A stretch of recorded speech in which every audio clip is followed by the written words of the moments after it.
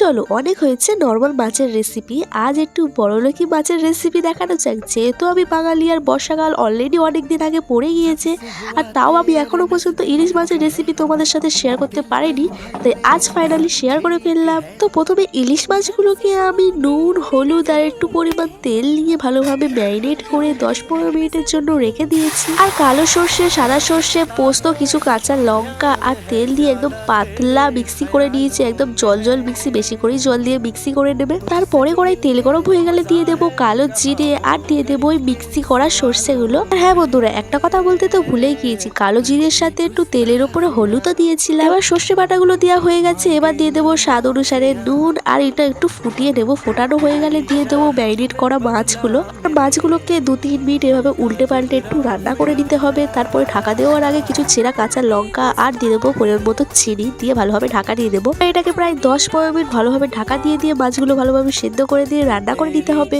তো আজকে ইলিশ মাছের রেসিপিটা কেমন লেগেছে অবশ্যই কমেন্টে জানাবে। টাটা।